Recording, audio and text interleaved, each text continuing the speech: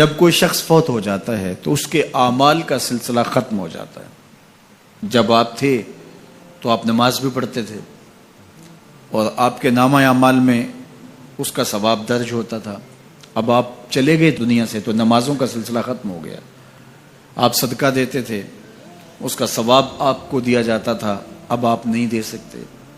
آپ تسبیحات کرتے تھے، آپ کسی کی مدد کرتے تھے، آپ لوگوں کو راستہ دکھاتے تھے، راستے میں پڑی ہوئی چیز اٹھا لیتے تھے، کسی پیاسے کو پانی پلا دیتے تھے، کسی بھوکے کو کھانا کھلا دیتے تھے، کسی برہنہ وجود کو لباس دے دیتے تھے، کسی کا بیٹھ کے دکھ سن لیتے تھے، کسی کی مشکل میں کام آ جاتے تھے۔ آپ حج کرتے تھے، آپ عمرے کرتے تھے، آپ قرآن مجید کی تلاوت کرتے تھے، یہ کتنے اعمال خیر تھے جو آپ بجا لاتے تھے۔ لیکن جب موت آئی تو یہ سب کچھ ختم ہو گیا، الا من ثلاثہ، لیکن 3 اعمال کا ثواب ہے جو اس کے نامہ اعمال میں درج ہوتا رہتا ہے۔ وہ کون سی 3 چیزیں ہیں سنیے، اور یہ اعمال اپنی زندگی میں کمائیں تاکہ نامہ اعمال کبھی بھی جو ہے وہ بند نہ ہو اور یہ چیزیں درج ہوتی رہیں۔ سب سے پہلی چیز صدقہ جاریہ، ایسا صدقہ کہ جو جاری رہے۔ آپ نے مسجد تعمیر کروا دی، جب تک وہ مسجد موجود رہے گی اور لوگ اس مسجد کے اندر نماز پڑھتے رہیں گے، ان کی پیشانیاں سجدہ ریز ہوتی رہیں گی، تو نماز پڑھنے والوں کو تو ثواب ملتا ہی رہے گا، جنہوں نے مسجد تعمیر کروائی ان کے نامہ اعمال کے اندر بھی ثواب درج ہوتا رہے گا۔ صدقہ جاری، مدرسہ تعمیر کروا دیا، آپ نے کوئی ہاسپٹل بنوا دیا، آپ نے انسانی ضرورت کے لیے پانی کا کنواں کھدوا دیا، اور کوئی اور ایسی چیز کہ جو آپ کے بعد بھی جس کا فیض لوگوں تک پہنچتا رہے، وہ فیض رساں چیز جب تک موجود رہے گی اور اس کا فیض لوگوں تک پہنچتا رہے گا تو نامہ اعمال میں ثواب درج ہوتا رہے گا۔ دوسری بات، او علم ینتفع بہ، یا علم جس سے لوگوں کو نفع پہنچتا ہے۔ یہ ایک ایسا کھاتا ہے جو کبھی بھی بند نہیں ہوتا۔ آج میں اگر حضور علیہ السلام کے فرامین آپ کے سامنے رکھ رہا ہوں اور آپ اس کو سن رہے ہیں، اور اللہ توفیق عمل بھی نصیب فرمائے، تو مجھے بتائیے، مجھے تو اس کا ثواب ہو ہی رہا ہے۔ اب جس استاد نے مجھے پڑھایا ہے اور یہ سکھایا ہے، یہ جتنے لوگ سن رہے ہیں سب کا ثواب میرے استاد کے نامہ اعمال میں درج ہو رہا ہے، اور میرے جیسے اور بھی شاگرد ان استادوں کے جو اگر یہ کام کر رہے ہیں تو ان کا ثواب بھی استاد کے کھاتے میں درج۔ اب اس کا ثواب پھر ان کے استاد کے کھاتے میں درج، اور پھر ہمارے استادوں کے جتنے بھی ہم سبق تھے سب کا ثواب ان استادوں کے کھاتے میں درج، اور پھر ان کا ان کے کھاتے میں، اور یہ چلتے چلتے حضرت ابو ہریرہ کے کھاتے میں چلا گیا، اور پھر ان کا ثواب رسول کریم کے کھاتے میں گیا۔ اللہ اکبر۔ تو بات کر رہا تھا کہ اس طرح کھاتے بڑھتے چلے جاتے ہیں اور نامہ اعمال میں ثواب درج ہوتا چلا جاتا ہے۔ او علم ینتفع بہ، ایسا علم جو نفع دیتا ہے۔ او ولد صالح یدعو لہ، تیسری بات، صالح اولاد جو ماں باپ کے لیے دعا کرے، اور ماں باپ کے لیے جب دعاؤں کا سلسلہ اولاد کی جانب سے جاری رہتا ہے تو وہ صدقہ جاریہ ہوتا ہے۔ صالح اولاد ماں باپ کے لیے کبھی بھی دعا ترک نہیں کرتی۔ اولاد صالح تبھی ہوگی کہ وہ 5 گانہ نمازی ہوگی، اور 5 گانہ نمازی اولاد اہتمام سے دعا نہیں بھی کر پائے گی تو دن میں کتنی مرتبہ کہے گی، ربنا اغفر لی ولوالدی، اے اللہ مجھے بھی بخش دے، میرے ماں باپ کو بھی۔ ایک شخص کے 2 بیٹے ہیں، 3 بیٹیاں ہیں، 3 بیٹے ہیں، 4 بیٹیاں ہیں، اور وہ نمازی ہیں، اور روز کہتے ہیں ربنا اغفر لی ولوالدی۔ یار کبھی تو کوئی لمحہ ایسا ہوتا ہے جب تار جڑی ہوئی ہوتی ہے، کبھی تو لمحہ ایسا ہوتا ہے جب بالکل خلوص کا رشتہ مضبوط ہوتا ہے، کبھی تو لمحہ ایسا ہوتا ہے جب رکت تاری ہوتی ہے، تو بچپن، لڑکپن، جوانی، بڑھاپا، روز دعا مانگ رہا ہے ربنا اغفر لی ولوالدی، کبھی بیٹی مانگ رہی ہے، بیٹا مانگ رہا ہے۔ تو صالح اولاد کی دعائیں ماں باپ کے درجوں کی بلندی کا ذریعہ ہے۔ تو 3 چیزیں ارشاد فرمایا کہ یہ منقطع نہیں ہوتی، صدقہ جاریہ، علم نافع، اور صالح اولاد۔ اللہ ہمیں صدقہ جاریہ کی توفیق بھی دے، اور اللہ ہمیں علم نافع سیکھنے اور علم نافع آگے منتقل کرنے کی توفیق بھی دے، اور اللہ جل شانہ ہمیں توفیق عطا کرے کہ ہم اپنی اولاد کی ایسی تربیت کریں کہ کل ہمارے لیے وہ صدقہ جاریہ بنیں، اور ہمارے مرنے کے بعد بھی اور ہماری زندگی میں بھی ہمارے نامہ اعمال میں نیکیوں کے درج ہونے کا سبب و ذریعہ ہو، اور ہمارے لیے دعاؤں کا سلسلہ جاری رہے۔ انبیاء ہیں جو گناہوں سے پاک ہیں، جن پر گناہ کا ایک دھبا بھی نہیں ہے، باقی گناہ میرے میں بھی ہے، گناہ آپ میں بھی ہے، لیکن اگر ہم لوگوں کے گناہ اچھالنا شروع کر دیں گے تو ہمارے بھی گناہ اچھالے جائیں گے، بالخصوص اگر کسی نے کسی گناہ سے توبہ کر لی اور وہ اس گناہ کو چھوڑ کے نیک بن گیا۔ اب اگر کوئی بندہ اس کے اس گناہ کا ڈنڈورا پیٹتا ہے تو اللہ جل شانہ مرنے سے پہلے اس کو اس میں مبتلا کرے گا، یہ اس کی سزا ہوگی۔ اس کو اللہ نے معاف کر دیا، اس نے معافی مانگ لی، تم کون ہوتے ہو اس کو ڈنڈورا پیٹنے والے؟ تو یہ فتنے، پہلے تو باتیں جو ہے وہ منہ سے ہوتی تھی، اب تو یہ جدید ذرائع ابلاغ ہیں جن میں چیزیں محفوظ ہو جاتی ہیں، اور لوگ جب چاہیں کسی کی تذلیل کا منصوبہ بنائیں اور اس کو ذلیل کرنے کی کوشش میں لگ جاتے ہیں۔ آئے روز جو ہے وہ ہم ایسے مناظر دیکھتے ہیں، اگرچہ وہ باتیں درست بھی ہوتی ہیں، لیکن جو کسی کے ذاتی معاملات ہوں، یہ بالخصوص سیاستدانوں کے اندر تو یہ بہت سارا ہے، تو باقی دینی طبقات کے اندر بھی ہے، لیکن ان میں اور زیادہ ہے۔ تو یہ ایک بہت بڑا فتنہ ہے جس سے اللہ ہمیں محفوظ فرمائے۔ تو حضور نے ارشاد فرمایا، جس نے کسی مومن کی پردہ پوشی کی، کسی مسلمان کی پردہ پوشی، اللہ اس کا دنیا میں بھی پردہ رکھے گا، آخرت میں بھی پردہ رکھے گا۔ اور اللہ جل شانہ بندے کی مدد میں ہوتا ہے، بندہ جب تک اپنے بھائی کی مدد میں ہوتا ہے۔ جب تم اپنے بھائی کی مدد میں لگے ہوتے ہو، اللہ تمہاری مدد فرما رہا ہوتا ہے، تمہاری نصرت فرما رہا ہوتا ہے۔ اور جو کسی ایسے راستے پہ چلا جس راستے سے وہ علم حاصل کرنا چاہ رہا تھا، طلب علم کے لیے جس نے سفر کیا، اس کا مقصد تھا کوئی مجھے علم کی چیز ملے گی اور میں حاصل کروں گا۔ ایک تو وہ طلباء ہیں جو 8 سالہ 7 سالہ 5 سالہ 4 سالہ علوم دین حاصل کرنے کے لیے سفر کرتے ہیں، پھر مسافر رہتے ہیں، مسافرت کی زندگی گزارتے ہیں، سویر شام سفر کاٹتے ہیں، ایک تو وہ ہے۔ لیکن صرف وہی مراد اس سے نہیں ہے جو حضور علیہ السلام کا ایک فرمان سننے کے لیے بھی چلا۔ آپ بھی اگر گھر سے آئے ہیں اور آپ کی نیت یہ ہے کہ حضور کے فرامین سنوں گا، تو آپ علم کی طلب کے لیے گھر سے چلے ہیں، تو آپ بھی جو ہے وہ اس حدیث کے مصداق ہوں گے۔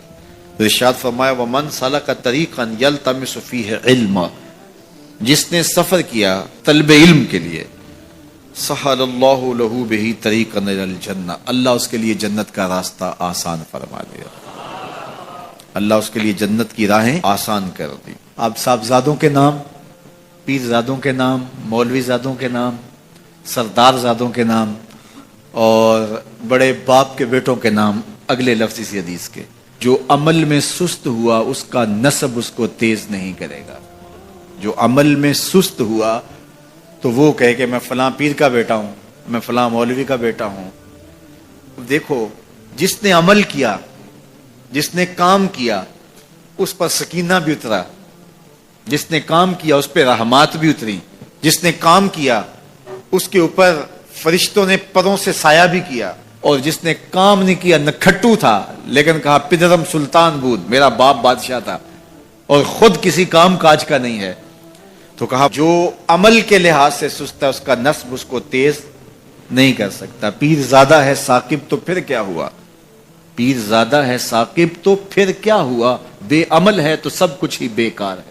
پھر نسبت آپ کی تو آپ کو جو ہے وہ وہاں تک نہیں پہنچا سکتی، لیکن اگر تم عمل بھی کرنے والے ہو، پھر نسبت بھی ہو کسی بڑے سے، پھر سونے پہ سہاگے کا کام ہے۔ دودھ اندر جے کھانڈ لائیے مزہ ہو جاوے دونا، پھر سونے پہ سہاگا ہے۔ کب؟ جب صاحب نسبت، صاحب کرامت، بڑے باپ کا بیٹا وہ نیک بھی ہو، ساتھ باصلاحیت بھی ہو، تو پھر سونے پہ سہاگے کا کام ہے۔ اس کا نسب اس کو تیز تب کرے گا جب وہ خود بھی چلے گا۔ رسول کریم صلی اللہ علیہ وآلہ وسلم نے ارشاد فرمایا، بلغوا عنی ولو آیہ، میری جانب سے بات آگے پہنچاؤ، تبلیغ کرو، میری طرف سے دیا گیا پیغام، میری طرف سے تمہارے تک پہنچایا گیا کوئی قول، اس کو آگے روایت کرو، اگرچہ وہ ایک آیت ہی کیوں نہ ہو۔ وَحَدِّثُوا عَن بنی اسرائیل وَلَا حَرَجَ، اور بنی اسرائیل سے جو روایات اور جو حکایات مروی ہیں ان کو آگے روایت کر دو، اس میں کوئی حرج نہیں ہے۔ اسرائیلیات کو بھی روایت کر سکتے ہو جس میں لوگوں کا بھلا ہے، لوگوں کا فائدہ ہے، اصلاح پر مشتمل پچھلے انبیاء علیہم السلام کے واقعات ہیں اور لوگوں کے لیے ہدایت کا بہت کچھ سامان ہے اسرائیلیات میں سے، ان کو بھی روایت کرو، اور میری جانب سے بھی اگر تمہیں کوئی ایک آیت بھی پہنچے تو اس کو بھی آگے پہنچاؤ۔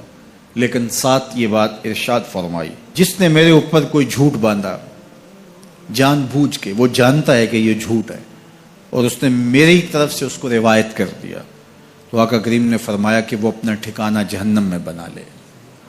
تو حضور علیہ الصلاۃ والسلام کی حدیث کو روایت کرتے ہوئے پوری احتیاط کے دامن کو تھامنے کی ضرورت ہے، کہ آج کل یہ سوشل میڈیا کا زمانہ ہے کہ جو بھی رتب و یاب سے آیا اس کو آگے روایت کر دیا، آگے اس کو شیئر کر دیا، اور بہت ساری ایسی چیزیں ہیں جن کا حضور علیہ السلام کی مبارک حدیث سے کوئی تعلق نہیں ہوتا۔ تو ایک تو آپ اس حوالے سے بہت زیادہ محتاط رہیں، اور جو ذمہ دار لوگ ہیں ان کی طرف سے آئی ہوئی چیز کوئی آگے آپ فارورڈ کر سکتے ہیں تاکہ آپ اس حدیث کی وعید کا شکار نہ ہوں۔ فرمایا جو میری جانب سے جانتے بوجھتے جھوٹ کو آگے منتقل کر دیتا ہے، میرے اوپر جھوٹ باندھتا ہے، تو وہ اپنا ٹھکانہ جہنم میں بنا لے۔ اور دوسری روایت، جس شخص کی بھلائی کا اللہ ارادہ کرتا ہے اس کو دین کی سمجھ عطا کر دیتا ہے، دین کا فہم نصیب کر دیتا ہے۔ وَإِنَّمَا أَنَا قَاسِمٌ وَاللَّهُ يُعْطِي، اور فرمایا میرا اللہ عطا کرنے والا ہے اور میں بانٹنے والا ہوں۔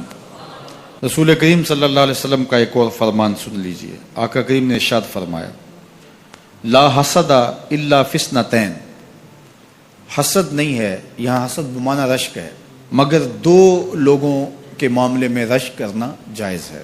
وہ شخص جس کو اللہ نے مال دیا، اس مال کو وہ راہ حق میں خرچ کرتا ہے، تو ایسے مالدار پر رشک کرنا جائز ہے۔ کاش کہ میں بھی صاحب مال ہوتا تو میں اس سے زیادہ خوبصورت مسجد تعمیر کرواتا، میں صاحب مال ہوتا تو میں اس طرح کے 10 مرکز تعمیر کروا دیتا۔ تو رشک کیا جا سکتا ہے، تو یہاں حسد بمعنی رشک ہے۔ تو فرمایا کہ حسد جائز نہیں ہے، لیکن دو اشخاص پر، ایک وہ جس کو اللہ نے مال دیا اور اس کو وہ مخلوق خدا کی بہتری کے لیے خرچ کرتا ہے، وَرَجُلٌ آتاہ اللہ حکمہ، اور وہ شخص جس کو اللہ تعالیٰ نے حکمت دی، دانائی عطا کی، علم دیا، فقاہت کے نور سے مالا مال کیا، اور وہ اس دی گئی حکمت سے، اس دانائی کے ساتھ فیصلے کرتا ہے اور اس کو لوگوں تک پہنچاتا ہے، اس کو سکھاتا ہے، تو اس پر رشک کیا جا سکتا ہے کہ آج یہ مسند انصاف پہ بیٹھ کے فیصلے کرتا ہے، مسند تدریس پہ بیٹھ کے لوگوں کو دین سکھاتا ہے، ممبر و محراب میں اللہ کے دین کے پیغام کو اوروں تک پہنچاتا ہے، تو یہ دل میں آرزو پیدا ہو، یہ دل میں تمنا پیدا ہو، کاش کہ اس مسند پہ میں بھی بیٹھوں اور میں بھی اللہ کے دین کو لوگوں تک پہنچا سکوں۔ تو یہ آرزو اگر سینے میں پیدا ہو اور کسی شخص سے رشک پیدا ہو تو یہ رشک محمود ہے، نامحمود نہیں ہے۔ تو یہ علم کے لیے ترغیب ہے کہ اللہ جل شانہ سے ایسی دعا مانگنی، ایسی آرزو پالنا اور ایسی توقع رکھنی درست اور جائز ہے۔ حضور علیہ السلام نے ارشاد فرمایا، جس نے کسی شخص کی مصیبت کو دور کیا، کسی مومن کی تکلیف کو دور کیا، وہ تکلیف کسی بھی قبیل سے ہو سکتی ہے، وہ بیماری تھی، اس کے علاج میں مدد کی، اس نے کہیں جانا تھا سواری پہ بٹھا کے لے گیا، وہ بھوکا تھا اس کو کھانا کھلا دیا، اس کی جوان بچی تھی اور گھر کی دہلیز پہ بوڑھی ہو رہی تھی، اس نے شادی میں مدد دے دی. اس کی کوئی بھی تکلیف، کوئی بھی مصیبت جس میں وہ پھنسا تھا، اس سے اسے نکالا. اللہ تعالیٰ اس کے لیے دنیا اور آخرت میں آسانیاں پیدا کرتا ہے. اگر آپ یہ چاہیں کہ میری زندگی سہل گزرے تو لوگوں کی زندگیوں کو سوکھا کر دو. بعض اوقات ہمارے رویوں سے لوگ اوکھے ہوتے ہیں. ایک بندہ مجھے کہنے لگا کہ بڑی پریشانیاں ہیں، تو میں نے کہا اللہ کی مخلوق کے لیے آسانیاں پیدا کرو. تو اس نے کہا میں تو کسی کو کوئی تکلیف نہیں دیتا. میں نے کہا کہ آپ کے گھر کے سامنے گلی کتنی چوڑی ہے؟ تو وہ کہنے لگا 12 فٹ کی گلی ہے. تو میں نے کہا کہ آپ نے جو تھڑا بنایا ہے وہ کتنا آپ نے بنایا؟ کہتا 3 سیڑھیاں. تو میں نے کہا کہ یہ اللہ کی مخلوق کو تکلیف نہیں ہے؟ 12 فٹ کی گلی ہے، لوگوں کی بیچاروں کی کبھی گاڑیاں بھی گزرتی ہیں، جنازے بھی گزرتے ہیں، اور تم نے 3 سیڑھیاں اس گلی کے اندر رکھی ہوئی ہیں اور تم سمجھتے ہو کہ میں کسی کو تکلیف نہیں دے رہا. تم لمحہ لمحہ اللہ کی مخلوق کو تکلیف دیتے ہو. لمحہ لمحہ. میں گزرا ایک گلی سے تو اچانک لائٹ چلی گئی تو میرا گھٹنا زور سے ٹکرایا تو زخمی ہوا. کتنے دن زخمی رہی پرانی بات ہے. تو وہ کسی نے اپنے گھر کے سامنے 3 فٹ اونچا گٹر بنایا ہوا تھا. 8-10 فٹ گلی ہے اور 2 فٹ کا گٹر اونچا بنایا ہے اور گلی سے ہم جا رہے ہیں تو گھٹنا لگا اور زخمی ہوا. پتہ نہیں کتنوں کے زخمی ہوئے ہوں گے، کئی بیمار گرے ہوں گے، لیکن اس نے اس کو ہٹایا نہیں ہے، اس لیے کہ وہ سمجھتا ہے کہ گلی پر اتنا تو میرا حق ہے کہ میں اتنی پر قبضہ کر لوں. تو وہ اللہ کی مخلوق کو تکلیف دے رہا ہے، اللہ کی مخلوق کو اذیت پہنچا رہا ہے. اپنی موٹر اس نے باہر لگائی ہے، 10 مرلے کا مکان ہے، سب کچھ اس کے مکان کے اندر موجود ہے. اس نے ایک ایک جگہ واش روم بھی اس نے بڑا چوڑا لمبا بنایا ہوا ہے، لیکن 3 سیڑھیوں کے لیے اندر جگہ نہیں ہے، 3 سیڑھیوں کے لیے باہر اللہ کی مخلوق کو تکلیف دے رہا ہے. تو اللہ کی مخلوق کو جس قبیل سے بھی آپ تکلیف دو، آپ اگر اونچی آواز کرتے ہو جس سے ہمسایہ تنگ آتا ہے تو یہ بھی اللہ کی مخلوق کو تکلیف دینے کے مطلب. ہمارے دین نے تو ہمیں کس قدر آسانیاں سکھائی ہیں، کس قدر سہولتیں ہمارے دین نے ہمیں دی ہیں، اور لوگوں کی جان سوکھی رہے، لوگوں کو تکلیف میں مبتلا نہ ہونے دیں، لوگوں کو اذیت میں مبتلا نہ ہونے دیں.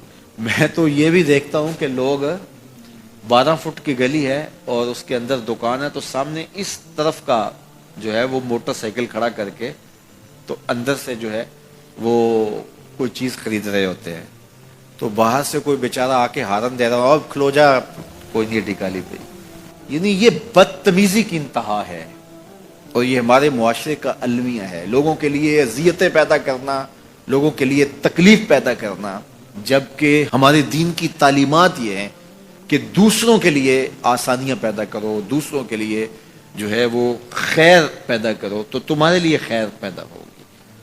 تو اس لیے فرمایا گیا کہ جس نے کسی شخص کے لیے آسانی پیدا کی تو اس کے لیے بھی آسانی پیدا ہوگی، لیکن صرف دنیا پہ نہیں ہوگی بلکہ اس کے لیے اس کے بدلے میں آخرت میں بھی آسانی پیدا ہوگی. تو یہ اگر ہم مزاجی زندگی بنا لیں تو وقت نہیں لگتا کوئی اس پہ، تو اللہ تعالیٰ جل شانہ آسانیاں پیدا کر دیتا ہے. ویسے بھی آپ کسی کی دل جوئی کریں، کسی شخص کی مدد کریں، کسی کے لیے آسانی پیدا کریں محض اللہ کی رضا کے لیے، آپ کے اندر جو طمانینت اترے گی، جو ٹھنڈ پڑے گی، اس کا کوئی جواب ہی نہیں ہے.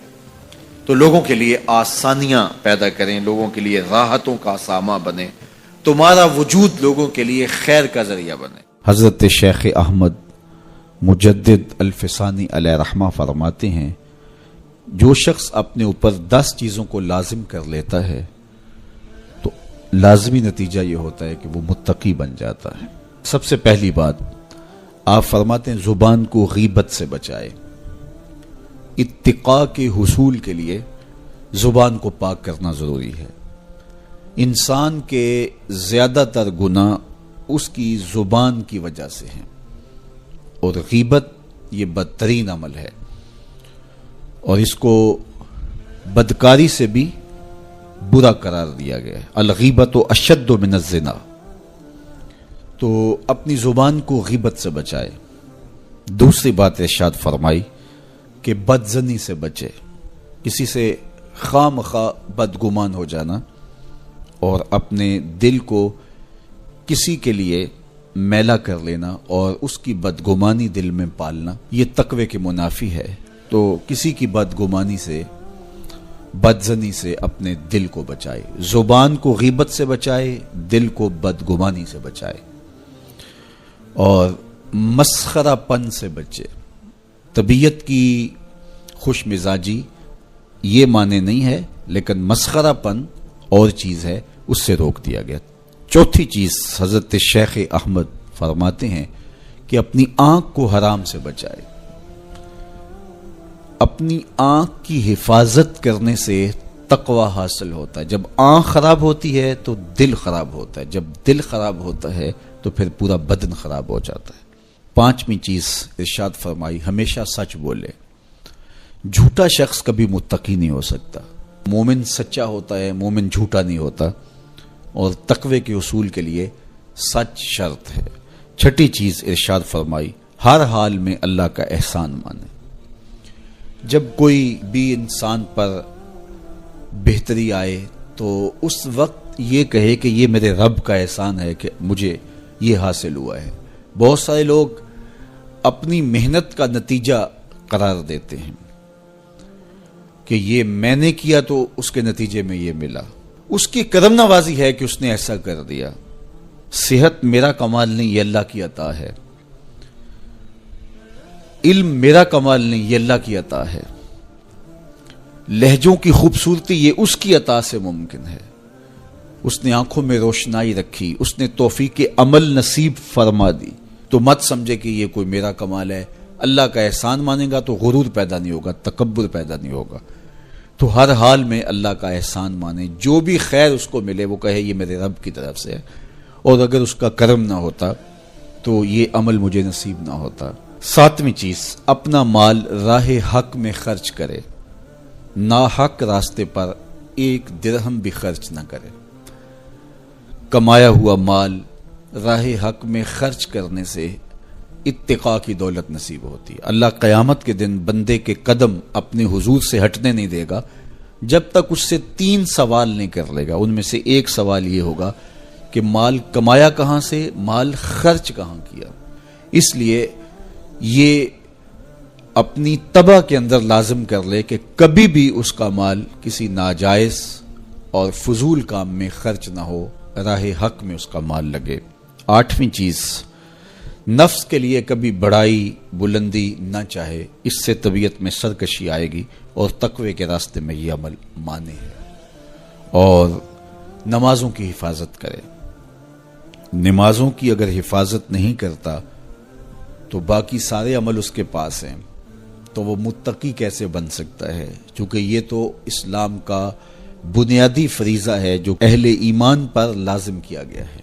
اور 10ویں چیز حضرت شیخ فرماتے ہیں، عقیدوں کی صحت کا خیال رکھے، اپنے عقیدے اپنے نظریات خوبصورت رکھے، وہی جو شروع سے صحابہ سے لے کے دور موجود تک چلے آ رہے ہیں، ان کی مطابقت کے اندر اپنے عقیدے رکھے۔ نظریات کا عکس اعمال پہ ہوتا ہے، اگر نظریات اچھے نہیں ہیں تو اعمال بھی اچھے نہیں ہیں۔ تو یہ 10 خوبیاں اور 10 چیزیں اگر کسی شخص نے اپنے اندر لازم کر لیں تو پھر لازمی نتیجہ یہ ہے کہ وہ متقی بن جائے گا، وہ پرہیزگار بن جائے گا۔ کمایا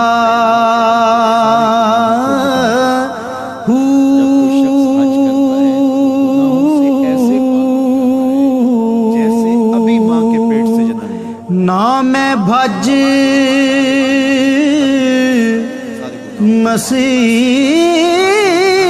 مسیتی وڑیا نہ تسبہ بھی قبول فرما، وہ مستجاب الدعوات ہوتا ہے۔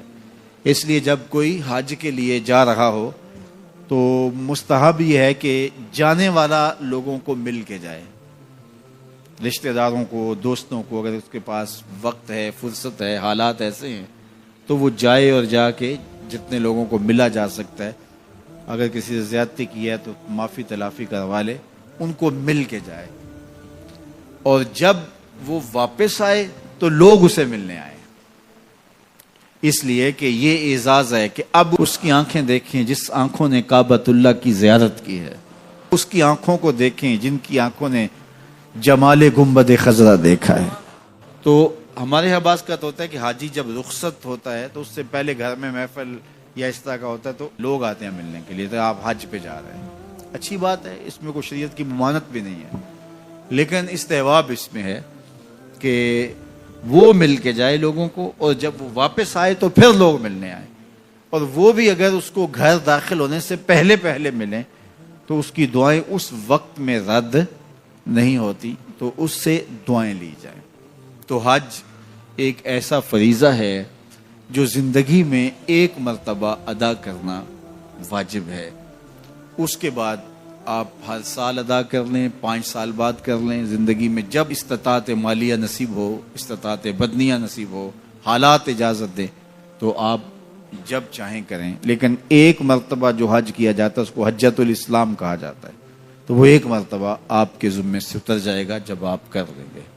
اور حج بدل بھی وہی کر سکتا ہے جس نے حجۃ الاسلام اپنا حج کیا ہوا ہو، اور یہ جو حج بدل ہے یہ ایک ایسا حج ہے جس سے 3 گناہگاروں کو جہنم کی آگ سے آزاد کر دیا جاتا ہے، ایک جس کے لیے حج بدل کیا جا رہا ہے، دوسرا جو کروا رہا ہے، اور تیسرا جو کر رہا ہے۔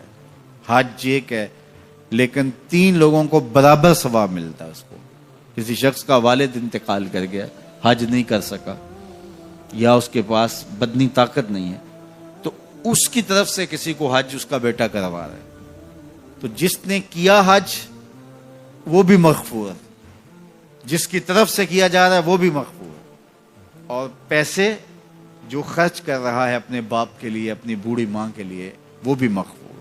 تو ایک حج 3 گناہگاروں کی بخشش کا ضامن بن گیا، یہ حج بدل کی برکتیں۔ تو حج گناہوں کو مٹاتا ہے، باطن کو ستھرا کرتا ہے، اندر کی پاکیزگی کا ضامن ہے، اور من کی روشنی کا سبب اور ذریعہ ہے۔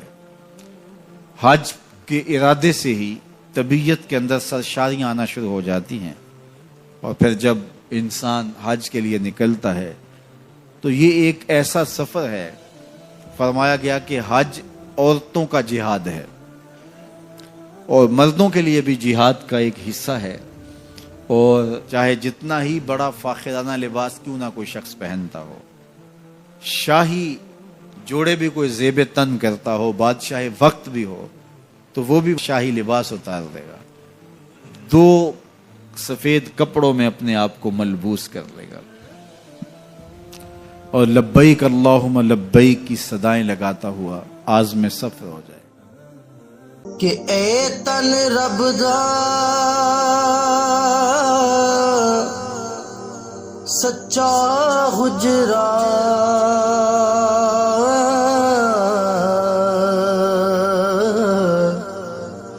تے کھڑیا باغ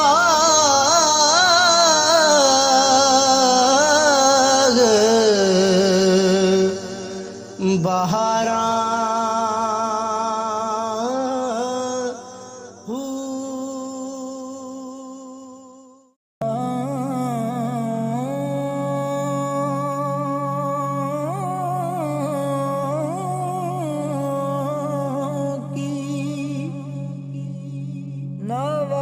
سنتا ہے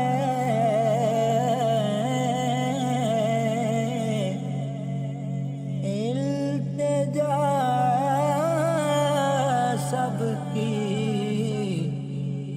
خدا سنتا ہے۔